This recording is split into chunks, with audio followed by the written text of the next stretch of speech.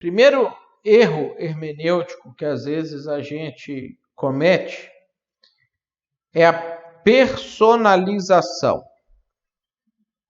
É você assumir que alguma parte da Bíblia, ou todas as partes da Bíblia, se aplicam a você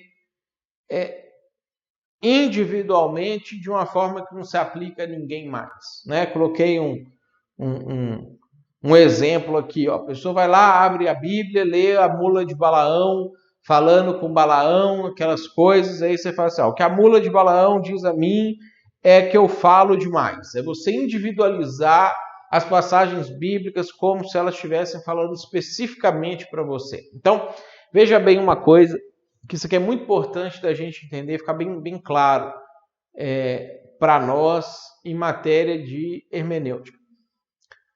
Você pode ler uma passagem bíblica e o Espírito Santo falar uma coisa com você naquela passagem e trazer uma verdade específica, comunicar uma coisa que você precisa mudar, te dar uma resposta que você está orando sobre aquilo ali há muito tempo e aquilo ser uma aplicação direta a você?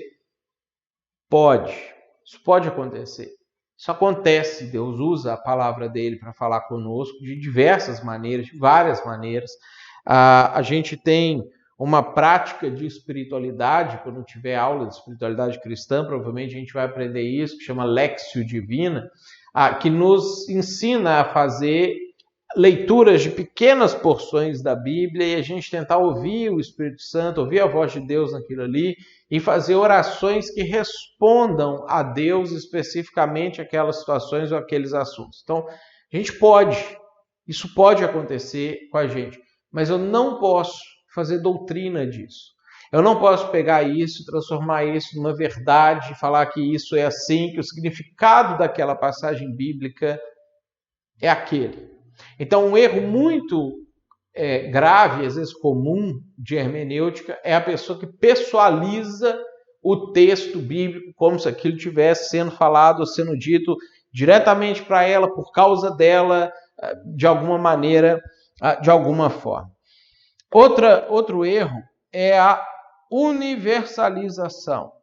É a gente pegar uma passagem bíblica, também conhecida como generalização, e você falar que aquilo ali se aplica igualmente a todas as pessoas. Né? Coloquei um exemplo aqui, às vezes, que a gente vê numa pregação. O pastor vai lá, você vai lá, numa aula, e fala assim, Jesus estava lá no Getsemane, e aí ele sofreu, e ele agonizou, e ele pediu, Deus, passa de mim esse cálice, não sei o que, e você fala para a pessoa, todos nós temos os nossos Getsemanes também na vida da gente. Não é bem assim que a coisa funciona. Aquilo que Jesus estava passando no jardim do Getsemane, nenhum de nós vai passar. Nenhum de nós vai estar numa situação em que você vai estar sofrendo uma injustiça voluntariamente por amor da humanidade.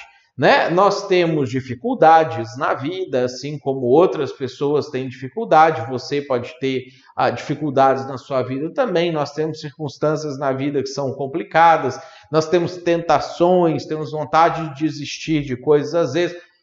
Mas o que aconteceu com Jesus no Getsemane foi um negócio único. Né? Então nós não podemos pegar e fazer universalização. Por exemplo, às vezes a gente vê aquelas passagens de Davi sendo perseguido por Saul, e aí Deus vai lá e Deus vai dando uma vitória para Davi, vai dando outra vitória para Davi, aí você pega aquela passagem e fala assim, não, porque todos nós vamos vencer todos os nossos inimigos e Deus vai dar livramento, assim como ele deu para Davi das mãos de Saul, ele vai dar livramento para todos nós. Aí chega no dia seguinte, a pessoa sai ali da igreja, chega em casa e vai para o trabalho, e o colega de trabalho passa a perna nele e engana ele, mente, e ele é demitido e ele perde um emprego maravilhoso, perde um salário fantástico e o cara se dá bem e acabou, a história é isso aí. Nunca mais ele vai se reabilitar, nunca mais o chefe vai chamar ele, pedir perdão, falar que reconhece. Acabou, a história dele acabou. Aí o que ele vai pensar? Ele fala assim, a Bíblia mentiu para mim. Né? Porque eu fui na igreja e me ensinaram que assim como Deus deu a vitória para Davi do inimigo dele, Deus daria a vitória para todos nós de todos os inimigos. Não, isso é universalização. Eu não posso pegar passagens que não se referem a todas as pessoas e aplicar elas dessa maneira, ou interpretar elas dessa maneira. Então, tem passagens que são universais? Tem. Não matarás. Isso é para todo mundo. Né? Não furtarás. Isso é universal, isso é para todo mundo. Agora, Deus dará a vitória sobre os seus inimigos, Davi. Davi. Isso é específico. Né? Então, é aquilo que a pergunta que a Lili fez para a gente há umas 2 ou 3 semanas atrás, o Salmo 91. Né? Senhor, a que habita no esconderijo do Altíssimo, a sombra do Onipotente descansará, 10.000 caem na minha direita, 1.000 caem na minha esquerda, eu vou ficar seguro. E aí você fala, não, isso que vale para todas as pessoas. Não, isso é universalização. A gente não pode pegar uma passagem específica, falar de uma pessoa em um determinado momento e dizer que isso se aplica a todo mundo. Deus pode proteger você igual protegeu o cara do Salmo 91, igual protegeu Jesus? Pode. Ele faz isso com algumas pessoas? Faz. Mas isso não é uma garantia universal. Tem gente que chega, não, 1.000 vai cair à minha direita, 10.000 vai cair à minha esquerda, e o policial cristão lá que ama Jesus, o Wagner não, né, Aline? Sai para trabalhar e aí o primeiro bandido que aparece mata ele. Aí ele fala assim, mas como isso? Se 10.000 ia cair na minha direita, 1.000 na minha esquerda, chega lá no céu, o que é isso, Senhor? O Senhor fala, mas não era para você. Esse Salmo 91, esse Salmo 91 era para o Davi, foi para Jesus, você não, né? Você ia morrer, né? Você ia ser o cara que estava do lado do que eu ia proteger, porque para cair 10.000 de um lado e 1.000 do outro e você ser protegido, 11.000 tem que morrer, né? Então tem muito mais gente que morre do que gente que é protegido. Né? Então aí a gente universaliza o Salmo e todo mundo acha que ele é o cara que não morre. Né? Ele é o que vai para a batalha e volta sem ser atingido. Não, 11.000 vão para a batalha e morrem. É um ou outro de vez em quando ali que isso acontece. Então, esse é um erro comum, um erro hermenêutico frequente, que às vezes a gente comete quando vai fazer a interpretação da passagem bíblica. Tranquilo até aqui? O livro de Esther é um que eles gostam de usar muito, né? Passagem Mardoqueu e a mãe é um que eles gostam de usar muito para alegrar o ego das pessoas, né? Qual que eles gostam de usar? Não entendi o começo que você falou. O livro de Esther, a passagem de Amã e Mardoqueu, eles gostam de usar muito. Muitos pregadores gostam de usar para aumentar a soberba das pessoas, o orgulho, o ego. Gosta. O livro de Esther é um exemplo disso. Você sempre é Mardoqueu. Né? Você nunca é os judeus que morrem, você nunca é os judeus que foram para a escravidão e não aconteceu nada. Você sempre é o herói. Esse dia eu estava falando com a pessoa, ele estava falando sobre essa questão de pecado e Deus perdoar os pecados e Deus restaurar o ministério, restaurar a vida, restaurar isso, restaurar aquilo. Assim como aconteceu com Davi, que mesmo que ele pecou com Batseba, Deus foi lá e Deus deu uma oportunidade, Deus restaurou a vida dele, não sei o quê. Aí eu falei com ele assim, não, é verdade, isso acontece. Né? Deus às vezes dá a chance, Deus restaura uma série de circunstâncias, uma série de situações, mas e Saul, que Deus rejeitou? Que o cara foi lá, cometeu os pecados, e Deus falou, não quero mais você para fazer as coisas. Então, assim, ninguém nunca é Saul. Todo mundo é Davi. Né? E, na verdade, não é assim. Existem Davis e existem Sauls. A gente tem que se esforçar e pedir misericórdia a Deus e implorar para que a gente seja um Davi. Deus perdoe a gente, Deus cuide da gente. Mas tem Sauls também. Tem gente que fica abusando. Deus fala, não quero você mais. E o cara, não. Acabou, tirei o reino de você e vou dar para um outro que é melhor do que você. Tem uns filhos de Eli também, depois aí pecaram, agora eu vou chamar o Samuel. Tirou Eli, a família, e chamou Samuel também, né? Então, exatamente. Né? Todo mundo é Samuel, ninguém quer ser Eli e os filhos dele. Né? Então, essa é uma questão que a gente precisa cuidar muito quando está fazendo a interpretação bíblica e até a pregação. Por quê? Porque se você faz essas afirmações e as coisas não acontecem assim na vida das pessoas, elas não vão falar que você interpretou a Bíblia errado e explicou errado para elas. Elas vão falar que Deus mentiu para elas. Você vê como que isso é grave. E elas não vão se desviar de você, elas vão se desviar de Deus. Elas não vão perder a fé em você, elas vão perder a fé em Deus. Então, quando a gente interpreta errado uma passagem, explica errado para uma pessoa e gera expectativas na pessoa, como se Deus tivesse afirmado aquilo, sendo que Deus não disse, a gente vira responsável pela falta de fé, pela perda da fé das pessoas, né? Então é muito importante a gente fazer uma boa análise, fazer uma afirmação sensata, honesta, coerente, correta, porque a fé das pessoas que está em jogo é se as pessoas vão amar a Deus ou não, se elas vão ficar com Deus até o fim da vida delas ou não, se elas vão aguentar enfrentar todas as tribulações e dificuldades que vão vir ou não, todas as tentações que vão vir ou não, se as coisas boas não vão subir na cabeça delas e fazer com que elas se afastem de Deus, ou não, elas vão ter humildade para ter coisas maravilhosas na vida e ainda assim permanecer firmes com o Senhor. Então, tudo isso gira em torno de como que a gente interpreta a Bíblia e como que a gente então explica essas verdades para as pessoas. Outro erro comum é a espiritualização. É assumir que todos os fatores e os eventos têm uma aplicação concreta em alguma verdade religiosa que vai além do que aquilo que eles realmente dizem. Então, às vezes a pessoa, e é um problema, faz a interpretação bíblica e começa a espiritualizar tudo aquilo que está na Bíblia. Então, por exemplo, você vai lá ler a maneira do tabernáculo ter sido construído, que foi construído assim, começou assim, depois assim, tem isso, tem o santo lugar, o santo dos santos, o altar, o menorá, a mesa da propiciação, e aí a pessoa pega e fala assim, não, cada uma dessas coisas significa como você tem que organizar a sua vida de santidade diante do Senhor, e aí começa a espiritualizar aqueles símbolos. Aí você vai lá ler o que o texto está dizendo, o texto não está dizendo isso. Ele não está falando sobre uma organização interior de você como tabernáculo para poder adorar ao Senhor. Ele está estabelecendo uma maneira de culto litúrgica, didática, que nos ensina coisas a respeito de Deus.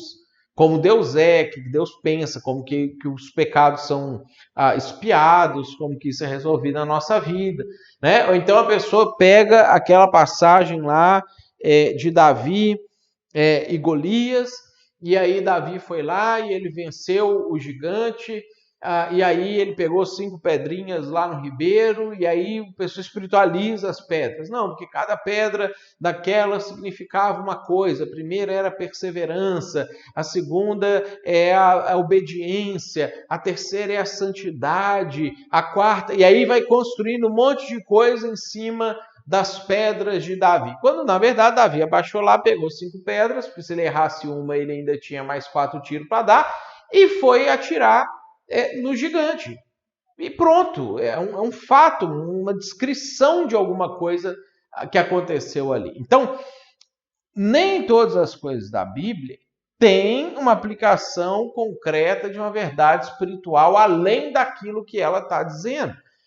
Tem coisas que simplesmente aquilo, que você vai ter que entender, mas isso aqui é literal, isso aqui é só isso aqui, ele fez isso aqui e pronto, né? Jesus subiu no barco para atravessar o mar da Galileia, isso significa que nós teremos barcos na vida para atravessar os mares dessa vida e não sei o quê. Não, ele estava num lugar, precisava ir no outro, é igual quando você pega um avião para sair de uma cidade e ir para outra cidade. Né? Você precisa de um meio de transporte para se deslocar do ponto A e chegar no ponto B. E é só isso. Ele contou que Jesus saiu de um canto e foi para o outro. Então, são coisas, a gente não pode espiritualizar tudo. Né? A gente tem coisas que tem que fazer isso. A gente teve um exemplo agora há pouco, naquela passagem lá de Mateus, que Jesus falou com os discípulos, cuidado com o fermento dos fariseus, que aí sim, Jesus estava espiritualizando aquilo ali, e aí a gente tem várias passagens na Bíblia que apresentam o fermento como símbolo de pecado, e aí é uma passagem simbólica que eu tenho que trazer ela para uma realidade espiritual, mas tem outras passagens na Bíblia que elas simplesmente estão contando um fato, e tudo que eu tenho que fazer é o quê? É ler o fato que aconteceu.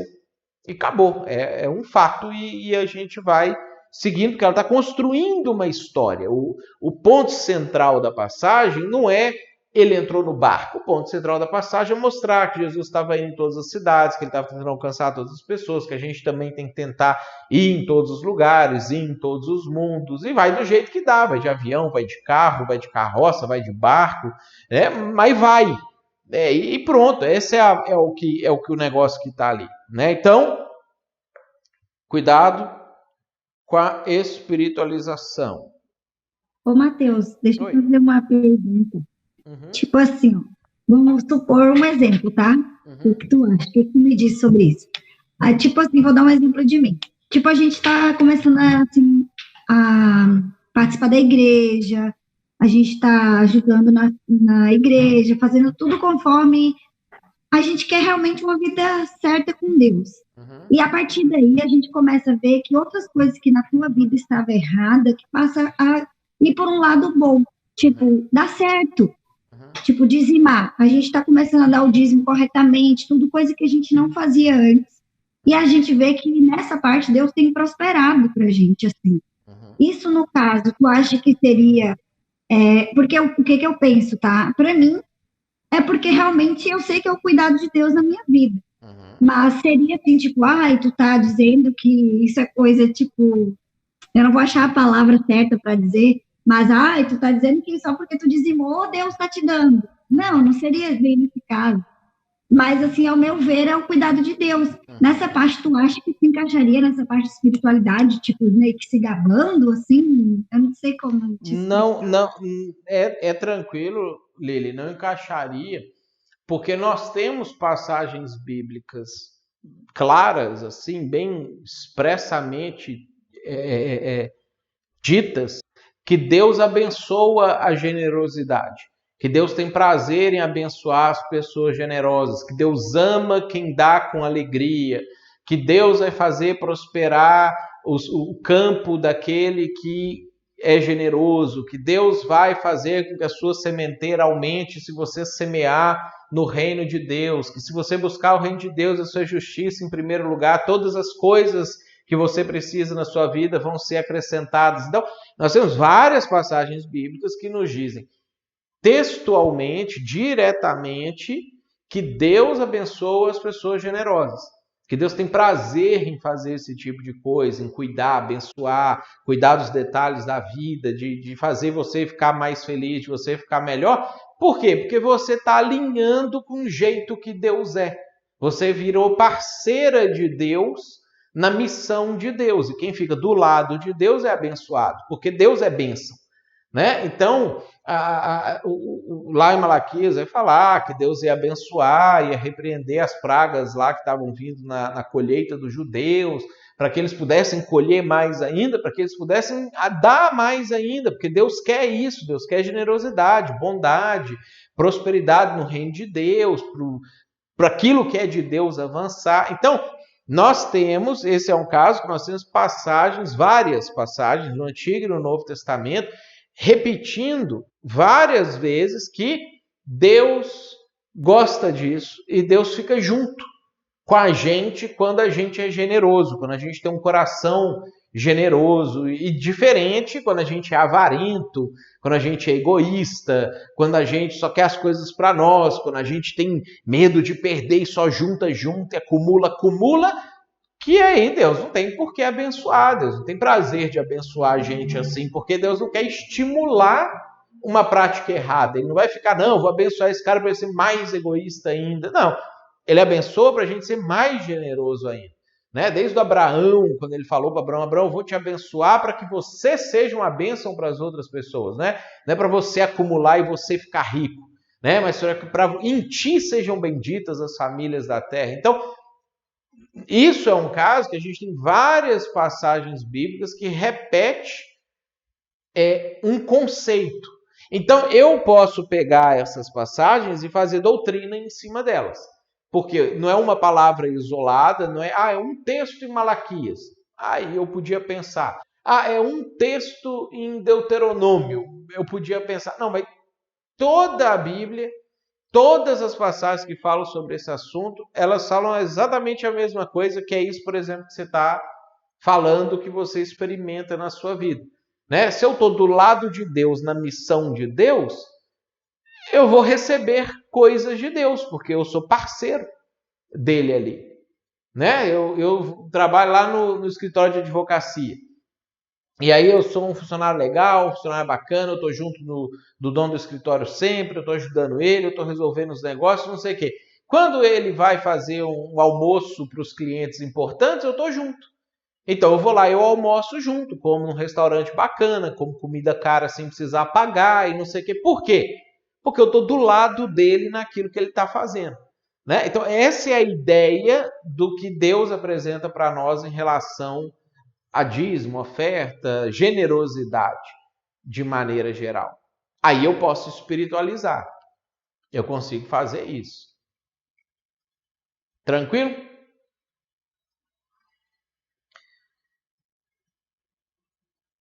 O outro erro que a gente tem, outro erro hermenêutico que a gente tem, é o que nós vamos chamar de moralização, que é assumir que princípios para a vida diária podem ser derivadas de qualquer passagem, né?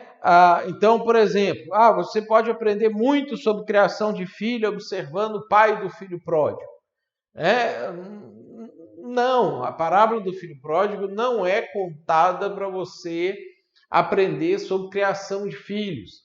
Né? Os egípcios vacilaram e naufragaram ali no Mar Vermelho, o mar matou eles. E você, se vacilar, o mar te pega também. Não, aquela passagem não é escrita para isso, para falar esse assunto. Então, não são todas as passagens bíblicas que trazem moralização para nós, que fazem com que a gente possa pegar aquilo ali e derivar um ensino moral ou alguma coisa para nós. A gente já viu, inclusive, que existem várias passagens que a gente não pode pegar. O exemplo que eu dei agora há pouco para vocês sobre Eliseu. Né? Então Eliseu foi lá e amaldiçoou os rapazes, e eu não posso fazer nada com essa passagem. Ela simplesmente descreve uma coisa que o Eliseu fez na época dele, que na época dele, como ele tinha uma revelação parcial da verdade, da palavra, Jesus ainda não tinha explicado como que a gente tem que tratar os nossos inimigos, ele pegou e fez aquilo ali com os rapazes. O que eu tiro para a minha vida moral daquilo ali? Nada. É só uma história que me fala o que o Eliseu fez. Né? Agora eu vou ser como Eliseu. Não. Pelo contrário. Jesus fala que eu não posso ser como Eliseu. Né? Então, moralização é um outro princípio que a gente... um outro erro hermenêutico que a gente comete. Outro exemplo é a alegorização. É você assumir que os componentes de uma passagem têm significado somente como símbolos de verdades cristãs. Um exemplo clássico disso, que é talvez um erro de interpretação que a gente mais comete, é o livro de Cantares. Você fazer associações do livro de Cantares com Jesus e a igreja. Falar que ali o noivo é Jesus e a noiva é a igreja. Não é. O livro de Cantares, ele é um livro altamente erotizado, uma conotação altamente sexual, para falar de um aspecto da sexualidade humana que Deus criou. Tanto que o livro de Cantares, ele é até um livro que ele é mal traduzido, porque as pessoas têm medo por causa do puritanismo cristão, porque o sexo foi tratado pela Igreja Católica como um pecado, né? Na nossa sociedade até hoje é um tabu. Não pode falar de sexo, é um negócio meio escondido, não pode nem fazer direito, tem que ser quase que só papai e mamãe, aquele negócio assim, porque o sexo virou um troço que fica dentro de uma redoma e não sei o quê. Eles foram lá no livro de Cantares e várias passagens que no hebraico estão claramente falando de relação sexual mesmo, eles foram lá, encheram de tradução simbólica e sumiram com o negócio no livro. E aí a gente vai lá, lê aquilo ali e faz uma alegorização. Isso aqui é a igreja, é Jesus, e não é. Aquilo ali é Salomão, apaixonado, escrevendo um poema, escrevendo um teatro, uma peça teatral para uma mulher que ele gostava, que ele era apaixonado, e ele escreveu para conquistar ela, para ela ficar feliz, é romântico, ele acha bonito. O que a gente aprende com o livro de Cantares? Que a gente pode ser romântico, a gente pode ser carinhoso, que sexo faz parte da vida, que tem que estar presente, que todas essas coisas a gente tem que estar vivendo de forma saudável, que não tem um tabu, não tem um troço esquisito por trás, um negócio intocável. Essa é a razão do livro de Cantares estar na Bíblia. Então a gente precisa cuidar para não alegorizar e falar assim, não, deve ter uma verdade cristã por trás disso aqui. Quando não tem, é aquilo ali que ele quer trazer, que ele quis ensinar, que ele quis mostrar, e Deus resolveu que esse livro, por exemplo, de Cantares, ia estar na Bíblia, simplesmente para a gente poder aprender que sexo não é um troço de outro mundo, sexo é um troço natural, e deve ser natural, um troço humano, que a gente tem que lidar com naturalidade em relação a isso. Né? E para a gente ser mais carinhoso, mais romântico, mais cuidadoso, né? O homem não ser um brucutu, a mulher também falar umas coisinhas bonitinhas e não sei o quê. E aí o casal vai ficar feliz, a coisa vai ficar mais legal, vai fluir melhor. Essa é a ideia do livro, né? Não fazer uma alegorização em cima daquilo ali. Vocês querem ver uma passagem? Ó? Eu vou trazer essa passagem para vocês aqui para a gente encerrar a aula, para vocês verem como que a gente precisa tirar esses preconceitos nossos. Deixa eu ver se eu acho aqui essa passagem. Eu acho que ela vai estar em Ezequiel. Ezequiel.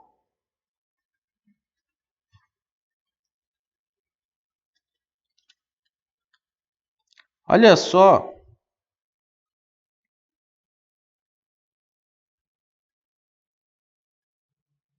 Olha só, Ezequiel capítulo 23. Abre lá para você ver uma coisa que a gente precisa cuidar. Porque a gente às vezes quer ficar mais santo do que Deus, né? A gente quer ser mais correto do que Deus, mais puro do que Deus, e aí às vezes a gente acaba pecando por excesso, entre aspas, excesso de santidade, né? Porque, nossa, eu virei um super santo, e aí olha só como que Deus trabalha, por exemplo, aqui em Ezequiel 23, ele fala assim, ó, olha o versículo 2, filho do homem, houve duas mulheres, filhas de uma só mãe, isso aqui é Deus falando, olha o versículo 1, veio a minha palavra do Senhor, dizendo, filho do homem, houve duas mulheres, filhas de uma só mãe, essas se prostituíram no Egito, prostituíram-se na sua mocidade, ali foram apertados os seios, os seus peitos e apalpados os seios da sua virgindade. Olha a descrição de uma relação sexual promíscua que Deus vai fazer. Deus está fazendo isso aqui. Os seus nomes eram Olá, mais velha, Olibá, sua irmã, e foram minhas e tiveram filhos e filhas. Aí, olha o 5. Prostituiu-se Olá quando era minha, inflamou-se pelos seus amantes, né? Inflamar é ficar excitada, né? Ficou com vontade de ter sexo com eles. Inflamou-se pelos seus amantes, pelos assírios, seus vizinhos, que se vestiam de azul, governadores e sátrapas, todos jovens de cobiçar, tipo gostosão, tudo sarado, tudo que olha assim, nossa, esse cara é demais. Deus falando essas coisas. Né? Jovens de cobiçar, cavaleiros montados a cavalo, assim cometeu ela as suas devassidões com eles, e eram todos a fina flor dos cílios da Síria, e com todos aqueles pelos quais se inflamava, né? Estava ali excitada, não sei o que. Deus falando essas coisas. Olha só, aí, olha só a continuação aqui, ó, o 8. As suas impundicícias. O que é uma impudicícia? Né? Eles colocam as palavras bonitas, assim, misteriosas, que a gente não entende direito o que significa, para falar dos fluidos da relação sexual, do sêmen, da vagina que ficou umedecida. É isso que Deus está falando. É um troço que você vai falar assim, nossa, mas tem isso na Bíblia? Tem, porque não era um tabu. Não era um problema. A gente que transformou esse negócio, não pode falar sobre essas coisas. Aí está lá, suas impudicícias que trouxe do Egito não as deixou, porque com elas se deitaram na sua mocidade, eles apalparam os seios da sua virgindade e derramaram sobre ela a sua impundicícia. Né? Aí ele vai trabalhando essas situações. Né? Deixa eu ver que tem uma outra parte aqui também, ó, que é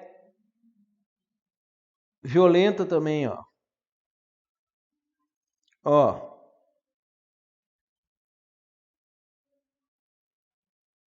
Vamos ver aqui onde é que vai estar. Olha aqui, ó, versículo 19, ó. Ela, todavia, multiplicou as suas impundicícias, lembrando-se dos dias de sua mocidade, em que se prostituíra na terra do Egito, inflamou-se pelos seus amantes, cujos membros eram como de jumento, e cujo fluxo é como fluxo de cavalo. Olha o que Deus está falando aqui. Deus está falando do tamanho do pênis dos caras, que eram uns troços gigantescos de jumento, e a mulher estava lá empolgada com o negócio. O que Deus está querendo fazer aqui? Ele está querendo mostrar como que ele enxergava o povo de Israel quando eles estavam indo adorar outros deuses. Como que a idolatria é enxergada por Deus. Deus está falando assim, você não ia achar um negócio bizarro se a sua mulher ficasse excitada com tudo que é homem na rua, chamasse todo mundo de gostosão e estivesse saindo com todo mundo, transando com todo mundo, e pegasse e falasse, esse cara tem um desse tamanho, eu tô querendo. Você não ia achar um troço absurdo? É assim que eu vejo vocês, quando vocês ficam indo atrás de idolatria. O que Deus está querendo fazer para a gente? Criar uma cena bizarra na nossa cabeça, para a gente entender o ciúme dele pelo povo que vai para a idolatria, o cuidado, o desejo que ele tem de ter a gente só para ele, da gente não sair por aí enlouquecido para tudo quanto é lado. E aí Deus usa uma linguagem que para nós a gente... isso está na Bíblia, ai que absurdo, não pode ter uma palavra dessa na Bíblia, membro de jumento na Bíblia. Está lá. Né? Então a gente precisa entender em qual contexto a Bíblia foi escrita, como ela foi apresentada, o que essas coisas significavam para eles, o que eu vou alegorizar, o que eu não vou, o que eu vou espiritualizar, o que eu não vou. Essa aqui eu tenho que alegorizar, eu tenho que espiritualizar. Por quê? Porque a passagem traz isso para mim. Deus não está falando literalmente que existiu uma mulher desse jeito que foi enlouquecida, sair com tudo quanto é. Deus está falando que assim como você ia achar bizarro uma cena dessa, é assim que eu estou vendo vocês que estão se afastando de mim. Aí a gente tem que pensar, bom, quando eu me afasto de Deus e eu peco, e eu idolatro, e eu sigo o meu próprio coração, minha própria cabeça, Deus está me enxergando desse jeito aqui. Como se eu tivesse uma mulher enlouquecida por tudo quanto é homem, chama todo mundo de gostoso, atrás de cada um mais alto que o outro, maior que o outro, que é isso que eu estou querendo. Só que Deus, para ele, é de boa falar sobre isso. Porque ele não tem tabu, ele não tem essas restrições que nós temos. E aí, às vezes, a gente quer ficar mais santo do que Deus, mais puro do que Deus. Ai, não posso pensar nessas... Igual aquela mulher da escolinha do professor Raimundo. Ai, só pensa naquilo. E era ela que pensava. Né? Ela que gostava do agito, mas eu não posso de jeito nenhum. Né? Então, são cuidados que a gente tem que tomar para interpretar a Bíblia direitinho. Né? Para a gente não inventar moda que não tem. Tranquilo isso aqui, gente? Alguma pergunta? E se você gostou dessa resposta e quiser estudar com a gente, acessa aqui embaixo o link para você poder estudar junto com a gente, fazer o nosso seminário. Vai ser um prazer ter você junto com a gente.